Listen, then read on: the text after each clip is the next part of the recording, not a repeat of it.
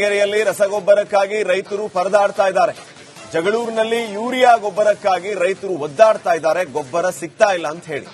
ಮೆಕ್ಕೆಜೋಳಕ್ಕೆ ಗೊಬ್ಬರ ಹಾಕಬೇಕೀಗ, ಆದರೆ ಅನ್ನದಾತರಿಗೆ ಗೊಬ್ಬರನೇ ಸಿಗ್ತಾ ಇಲ್ಲ. ಎಲ್ಲೂ ಕೂಡ ಯೂರಿಯಾ ಗೊಬ್ಬರ ಸಿಗ್ತಾ ಇಲ್ಲ ಅಂತ ಹೇಳಿ ರೈತರು ಹೇಳ್ತಾ ಇದ್ದಾರೆ. ವ್ಯಾಪಾರಿಗಳಿಂದ ಒಂದು ರೀತಿ ಕೃತಕ ಅಭಾವ ಸೃಷ್ಟಿಯಾಗುವಂತಹ ಆರೋಪ. ಆ ರೀತಿ ಕೃತಕ ಅಭಾವವನ್ನು ಸೃಷ್ಟಿ ಮಾಡಿ ರೇಟ್ ಅನ್ನು ಹೆಚ್ಚು ಮಾಡೋದು. ರೈತರು ಗೊಬ್ಬರಕ್ಕಾಗಿ ಪ್ರತಿಭಟನೆಯನ್ನ ಮಾಡಿ ಮನವಿಯನ್ನ ಸಲ್ಲಿಸಿದ್ದಾರೆ. ನೋಡಿ, ಜನಪ್ರತಿನಿಧಿಗಳು ಈ ವಿಚಾರಗಳನ್ನ ಗಮನಿಸಬೇಕು. ನೀವು ಖಾಸಗಿಯವರಿಗೆ 500, 1000, 2000 ಗಟ್ಟಲೆ ಗೊಬ್ಬರ ಕೊಡೋ ರೀತಿ ಮಾಡ್ತೀರಿ. ಅವರು ಕೃತಕ ಅಭಾವವನ್ನು ಸೃಷ್ಟಿ ಮಾಡ್ತಾರೆ. ಸೊಸೈಟಿಗಳಲ್ಲಿ ಗೊಬ್ಬರ ಸಿಗಲ್ಲ.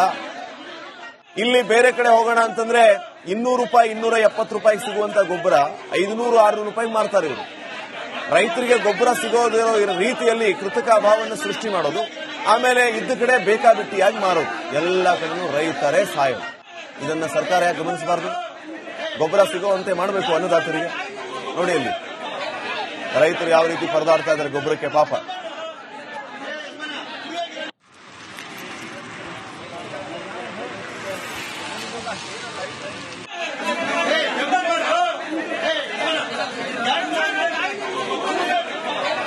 ರೈತರಿಗೆ ಸರಿಯಾದ ಸಮಯಕ್ಕೆ ಯೂರಿಯಾ ಗೊಬ್ಬರವನ್ನು ವಿತರಣೆ ಮಾಡ್ತಿಲ್ಲ. ಯಾಕಂದ್ರೆ ಅದಕ್ಕೆ ಸಮಯಕ್ಕೆ ಸರಿಯಾಗಿ ರೈತರಿಗೆ ರಸಗೊಬ್ಬರವನ್ನು ವಿತರಣೆ ಮಾಡ್ತಿಲ್ಲ. ಬರೇ ಅಧಿಕಾರಿಗಳು ಎಷ್ಟು ನಾವು ಮನವಿ ಮಾಡಿಕೊಂಡ್ರು ರೈತರಿಗೆ ಈಗ 2 ದಿನದಿಂದ ಸಮೃದ್ಧಿ ತಾಲೂಕಿನಲ್ಲಿ ಮಳೆ ಆಗಿದೆ. ಯಾಕಂದ್ರೆ ಈಗ ಮಳೆ ಆಗಿರೋ ಉದ್ದೇಶ, ಮಳೆ ಆಗಿರೋದು ರೈತರಿಗೆ ಒಂದು ಕಡೆ ಖುಷಿ, ಒಂದು ಕಡೆಗೆ ನೋವಾಗಂತ ಸಂಗತಿ. ಯಾಕಂದ್ರೆ ರೈತ ಗೊಬ್ಬರ ಖರೀದಿ ಮಾಡಕ್ ಹೋದ್ರೆ ಒಂದ್ ಅಂಗಡಿ 450 ಮಾರ್ತಾರೆ, ಒಂದ್ ಅಂಗಡಿಗೆ 500 ರೂಪಾಯಿ ಮಾರ್ತಾರೆ, ಒಂದ್ ಅಂಗಡಿಗೆ 300 ರೂಪಾಯಿ ಮಾರ್ತಾರೆ. ಈ ತರ ಎಲ್ಲ ರೈತರನ್ನ ದಿಕ್ಕು ತಪ್ಪಿಸುವಂತ ಕೆಲಸ ಮಾಡ್ತಾ ಇದಾರೆ.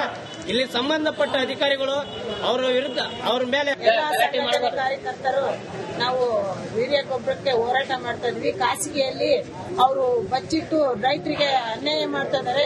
ಒಬ್ರು 500 ರೂಪಾಯಿ, 300 ರೂಪಾಯಿ, 400 ರೂಪಾಯಿದಂಗ್ ಮಾಡ್ತಾ ಇದಾರೆ. ನಮ್ ರೈತರು ದಿಕ್ಕು ತಪ್ಪಿಸ್ತಾ ಇದಾರೆ. ಹಿರಿಯೂರಿಗೆ ಹೋಗಿ ತರ್ತಾರೆ, ಹೊಸಳ್ಳಿಗೆ ಹೋಗಿ ತರ್ತಾರೆ. ಯಾಕ್ರಿ ನಮ್ ಜಗಳೂರಲ್ಲಿ ಯಾಕೆ ಇಷ್ಟೊಂದು ಅನ್ಯಾಯ? ಈ ಬಗ್ಗೆ ಇನ್ನಷ್ಟು ಮಾಹಿತಿಯನ್ನ ನೀಡ್ತಾರೆ ಪ್ರತಿನಿಧಿ ವಿಠಲ್. ಈಗ ನೇರ ಸಂಪರ್ಕದಲ್ಲಿ, ಫೋನ್ ಸಂಪರ್ಕದಲ್ಲಿ ಜಾಯ್ನ್ ಆಗಿದ್ದಾರೆ. ವಿಠಲ್, ದಾವಣಗೆರೆಯಲ್ಲಿ ಈ ರೀತಿ ಗೊಬ್ಬರದ ಅಭಾವ ಇದೆ. ಇದಕ್ಕೆ ಸಂಬಂಧಪಟ್ಟವರು ಏನ್ ಹೇಳ್ತಾರೆ?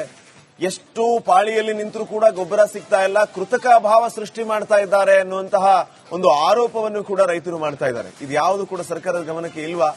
ಇದು ಕೇವಲ ದಾವಣಗೆರೆ ಪರಿಸ್ಥಿತಿ ಅಲ್ಲ, ಬಹುತೇಕ ಕಡೆ ಇದೇ ರೀತಿ ಪರಿಸ್ಥಿತಿ ಇದೆ ಈಗ. ಖಂಡಿತ ಶ್ರೀಪಾದ್, ಏನಂತಂದ್ರೆ ಜಗಳೂರದ್ದು ಮಾತ್ರ ಕೇವಲ ಮುನ್ನೆಲೆಗೆ ಬಂದಿರುವಂತದ್ದು. ಆದ್ರೆ ಪ್ರಮುಖವಾಗಿ ದಾವಣಗೆರೆ ಜಿಲ್ಲೆಯಾದ್ಯಂತ ಏನು ಯೂರಿಯಾ ಗೊಬ್ಬರದ ಸಾಕಷ್ಟು ಅಭಾವ ಈಗಾಗಲೇ ಕಾಡ್ತಿರುವಂತದನ್ನ ನಾವು ಗಮನಿಸಬಹುದು. ಎಲ್ಲೋ ಒಂದ್ ಕಡೆಗೆ ಏನು ರೈತ ನಾಯಕರು ಆರೋಪ ಮಾಡ್ತಿರುವಂತೆ ಈ ಅಗ್ರೋ ಫರ್ಟಿಲೈಸರ್ಸ್ ಅಂದ್ರೆ ಏಜೆನ್ಸಿಗಳು ಕೃತಕ ಅಭಾವ ಸೃಷ್ಟಿ ಮಾಡಿ ಹೆಚ್ಚಿನ ಲಾಭಕ್ಕಾಗಿ ಬೇರೆ ಕಡೆ ಮಾರಾಟ ಮಾಡ್ತಿದ್ರು ಅಂತ ಹೇಳಿ ಒಂದು ಗಂಭೀರ ಆರೋಪವನ್ನು ಸಹ ಮಾಡ್ತಿರುವಂತದ್ದು. ಇದೇ ವಿಚಾರವಾಗಿ ಏನು ಜಗಳೂರಿನಲ್ಲಿ ರೈತ ನಾಯಕರು ಮತ್ತು ರೈತರು ಸಾಕಷ್ಟು ಆಕ್ರೋಶಗೊಂಡು ಪ್ರತಿಭಟನೆಯನ್ನ ಮಾಡುವಂತ ಕೆಲಸವೂ ಸಹ ಆಗಿರುವಂತದ್ದು. ಅದ್ರ ಜೊತೆಗೆ ತಹಸೀಲ್ದಾರ್ ಮೂಲಕ ಸರ್ಕಾರಕ್ಕೆ ಮನವಿ ಕೊಡುವಂತ ಕೆಲಸವನ್ನು ಮಾಡಿದ್ದಾರೆ. ಆದ್ರೆ ಈ ವಿಚಾರದಲ್ಲಿ ತಾವು ಹೇಳಿದಂತೆ ಸರ್ಕಾರದ ಮಟ್ಟದಲ್ಲಿ ಈ ವಿಚಾರ ಗಮನಕ್ಕೆ ಇದೆ. ಅವರು ಸಹ ಇಲ್ಲ ಸಾಕಷ್ಟು ನಾವು ಸಪ್ಲೈ ಮಾಡುವಂತ ಕೆಲಸವನ್ನ ಮಾಡಿದೆ ಅನ್ನುವಂತ ಒಂದು ಮಾತನ್ನ ಹೇಳಿರುವಂತದ್ದು. ಆದ್ರೆ ಆ ಸಪ್ಲೈ ಆಗಿರುವಂತ ಯೂರಿಯಾ ಗೊಬ್ಬರ ಎಲ್ಲಿ ಹೋಗ್ತಾ ಇದೆ ಅನ್ನುವಂಥದ್ದು ಸಾಕಷ್ಟು ಅನುಮಾನಗಳನ್ನ ಹುಟ್ಟಾಗ್ತಿರ್ತದೆ. ಅಂದ್ರೆ ಈಗ ದಾವಣಗೆರೆ ಜಿಲ್ಲೆ ಜಗಳೂರಿಗೆ ಇನ್ನು 10,000 ಟನ್ನಿನಷ್ಟು ಯೂರಿಯಾ ಗೊಬ್ಬರ ಬಂದಿದೆ ಅನ್ನುವಂತ ಒಂದು ಮಾಹಿತಿ ಇರುವಂತದ್ದು. ಆದ್ರೆ ಅದು ಕೇವಲ ಕೈ ಬೆರಳಿಕೆಯಷ್ಟು ಮಾತ್ರ ರೈತರಿಗೆ ಸಿಕ್ಕಿದೆ. ಉಳಿದಂತೆ ಅದು ಏನಾಗಿದೆ ಅನ್ನುವಂತ ಒಂದು ಗೊಂದಲದ ವಾತಾವರಣ ನಿರ್ಮಾಣ ಆಗಿರುವಂತದ್ದು. ಇನ್ನೂ ಒಂದು ಕಡೆಗೆ ಈ ಕಾಳಸಂತೆಯಲ್ಲಿ ಏನು ಕದ್ದು ಗೊಬ್ಬರವನ್ನ ಮಾರಾಟ ಮಾಡ್ತಿದ್ರು ಅಂತ ಸಾಕಷ್ಟು ಆರೋಪಗಳು ಕೇಳಿ ಬರ್ತಾ ಇರುವಂತದ್ದು. ಈ ಪ್ರಬಲ ವ್ಯಕ್ತಿಗಳು ಅವರಿಗೆ ಮಾತ್ರ ಗೊಬ್ಬರ ಸಿಗ್ತಾ ಇದೆ, ಅವರ ಹೇಳಿಕೆ ಮೇಲೆ ಯಾರಿಗೆ ಅವರು ರೆಕಮೆಂಡ್ ಮಾಡ್ತಾರೆ ಅವರಿಗೆಲ್ಲ ಸರಿಯಾಗಿ ಸಿಗ್ತಾ ಇದೆ. ಅದರಲ್ಲಿ ಸಾಮಾನ್ಯ ರೈತರಿಗೇನು ಗೊಬ್ಬರ ಸಿಗ್ತಾ ಇಲ್ಲ. ಸಾಕಷ್ಟು ಒಂದು ಅನ್ಯಾಯ ಆಗ್ತಿದೆ. ಮೆಕ್ಕೆಜೋಳ ಈಗಾಗಲೇ ಫಸಲಿಗೆ ಬಂದಿದೆ. ಕೆರೆಯಲ್ಲಿ ರಸಗೊಬ್ಬರಕ್ಕಾಗಿ ರೈತರು ಪರದಾಡ್ತಾ ಇದ್ದಾರೆ. ಜಗಳೂರಿನಲ್ಲಿ ಯೂರಿಯಾ ಗೊಬ್ಬರಕ್ಕಾಗಿ ರೈತರು ಒದ್ದಾಡ್ತಾ ಇದ್ದಾರೆ. ಗೊಬ್ಬರ ಸಿಗ್ತಾ ಇಲ್ಲ ಅಂತ ಹೇಳಿ. ಮೆಕ್ಕೆಜೋಳಕ್ಕೆ ಗೊಬ್ಬರ ಹಾಕಬೇಕೀಗ, ಆದರೆ ಅನ್ನದಾತರಿಗೆ ಗೊಬ್ಬರನೇ ಸಿಗ್ತಾ ಇಲ್ಲ. ಎಲ್ಲೂ ಕೂಡ ಯೂರಿಯಾ ಗೊಬ್ಬರ ಸಿಗ್ತಾ ಇಲ್ಲ ಅಂತ ಹೇಳಿ ರೈತರು ಹೇಳ್ತಾ ಇದ್ದಾರೆ. ವ್ಯಾಪಾರಿಗಳಿಂದ ಒಂದು ರೀತಿ ಕೃತಕ ಅಭಾವ ಸೃಷ್ಟಿಯಾಗುವಂತಹ ಆರೋಪ. ಆ ರೀತಿ ಕೃತಕ ಅಭಾವವನ್ನು ಸೃಷ್ಟಿ ಮಾಡಿ ರೇಟ್ ಅನ್ನು ಹೆಚ್ಚು ಮಾಡೋದು. ರೈತರು ಗೊಬ್ಬರಕ್ಕಾಗಿ ಪ್ರತಿಭಟನೆಯನ್ನ ಮಾಡಿ ಮನವಿಯನ್ನ ಸಲ್ಲಿಸಿದ್ದಾರೆ. ನೋಡಿ, ಜನಪ್ರತಿನಿಧಿಗಳು ಈ ವಿಚಾರಗಳನ್ನ ಗಮನಿಸಬೇಕು. ನೀವು ಖಾಸಗಿಯವರಿಗೆ 500, 1000, 2000 ಗಟ್ಟಲೆ ಗೊಬ್ಬರ ಕೊಡೋ ರೀತಿ ಮಾಡ್ತೀರಿ. ಅವರು ಕೃತಕ ಅಭಾವವನ್ನು ಸೃಷ್ಟಿ ಮಾಡ್ತಾರೆ. ಸೊಸೈಟಿಗಳಲ್ಲಿ ಗೊಬ್ಬರ ಸಿಗಲ್ಲ. ಇಲ್ಲಿ ಬೇರೆ ಕಡೆ ಹೋಗೋಣ ಅಂತಂದ್ರೆ 200 ರೂಪಾಯಿ 270 ರೂಪಾಯಿ ಸಿಗುವಂತ ಗೊಬ್ಬರ 500-600 ರೂಪಾಯಿ ಮಾರ್ತಾರೆ ಇವರು. ರೈತರಿಗೆ ಗೊಬ್ಬರ ಸಿಗೋದಿರೋ ರೀತಿಯಲ್ಲಿ ಕೃತಕ ಅಭಾವವನ್ನು ಸೃಷ್ಟಿ ಮಾಡೋದು, ಆಮೇಲೆ ಇದ್ದ ಕಡೆ ಬೇಕಾಬಿಟ್ಟಿಯಾಗಿ ಮಾರೋದು, ಎಲ್ಲ ಕಡೆನೂ ರೈತರೇ ಸಾಯೋದು. ಇದನ್ನ ಸರ್ಕಾರ ಯಾಕೆ ಗಮನಿಸಬಾರದು? ಗೊಬ್ಬರ ಸಿಗುವಂತೆ ಮಾಡಬೇಕು ಅನ್ನದಾತರಿಗೆ. ನೋಡಿ ಅಲ್ಲಿ ರೈತರು ಯಾವ ರೀತಿ ಪರದಾಡ್ತಾ ಇದ್ದಾರೆ ಗೊಬ್ಬರಕ್ಕೆ ಪಾಪ.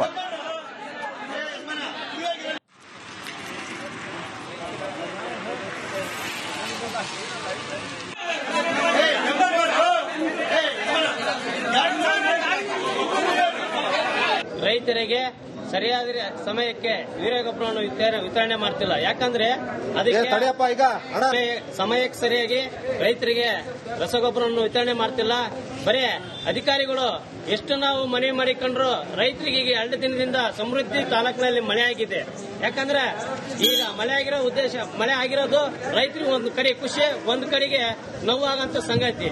ಯಾಕಂದ್ರೆ ರೈತ ಗೊಬ್ಬರ ಖರೀದಿ ಮಾಡಕ್ ಹೋದ್ರೆ ಒಂದ್ ಅಂಗಡಿ 450 ಮಾರ್ತಾರೆ, ಒಂದ್ ಅಂಗಡಿಗೆ 500 ರೂಪಾಯಿ ಮಾರ್ತಾರೆ, ಒಂದ್ ಅಂಗಡಿಗೆ 300 ರೂಪಾಯಿ ಮಾರ್ತಾರೆ. ಈ ತರ ಎಲ್ಲ ರೈತರನ್ನ ದಿಕ್ಕು ತಪ್ಪಿಸುವಂತ ಕೆಲಸ ಮಾಡ್ತಾ ಇದಾರೆ.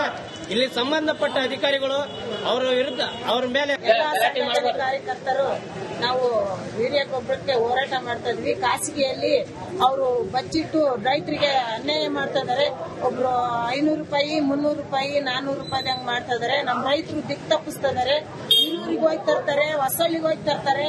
ಯಾಕ್ರಿ ನಮ್ ಜಗಳೂರಲ್ಲಿ ಯಾಕೆ ಇಷ್ಟೊಂದು ಈ ಬಗ್ಗೆ ಇನ್ನಷ್ಟು ಮಾಹಿತಿಯನ್ನ ನೀಡ್ತಾರೆ ಪ್ರತಿನಿಧಿ ವಿಠಲ್. ಈಗ ನೇರ ಸಂಪರ್ಕದಲ್ಲಿ ಫೋನ್ ಸಂಪರ್ಕದಲ್ಲಿ ಜಾಯ್ನ್ ಆಗಿದ್ದಾರೆ. ವಿಠಲ್, ದಾವಣಗೆರೆಯಲ್ಲಿ ಈ ರೀತಿ ಗೊಬ್ಬರದ ಅಭಾವ ಇದೆ, ಇದಕ್ಕೆ ಸಂಬಂಧಪಟ್ಟವರು ಏನ್ ಹೇಳ್ತಾರೆ? ಎಷ್ಟು ಪಾಳಿಯಲ್ಲಿ ನಿಂತರೂ ಕೂಡ ಗೊಬ್ಬರ ಸಿಗ್ತಾ ಇಲ್ಲ, ಕೃತಕ ಅಭಾವ ಸೃಷ್ಟಿ ಮಾಡ್ತಾ ಇದ್ದಾರೆ ಅನ್ನುವಂತಹ ಒಂದು ಆರೋಪವನ್ನು ಕೂಡ ರೈತರು ಮಾಡ್ತಾ ಇದ್ದಾರೆ. ಇದು ಯಾವುದು ಕೂಡ ಸರ್ಕಾರದ ಗಮನಕ್ಕೆ ಇಲ್ವಾ? ಇದು ಕೇವಲ ದಾವಣಗೆರೆ ಪರಿಸ್ಥಿತಿ ಅಲ್ಲ, ಬಹುತೇಕ ಕಡೆ ಇದೇ ರೀತಿ ಪರಿಸ್ಥಿತಿ ಇದೆ ಈಗ. ಖಂಡಿತ ಶ್ರೀಪಾದ್, ಏನಂತಂದ್ರೆ ಜಗಳೂರದ್ದು ಮಾತ್ರ ಕೇವಲ ಮುನ್ನೆಲೆಗೆ ಬಂದಿರುವಂತದ್ದು.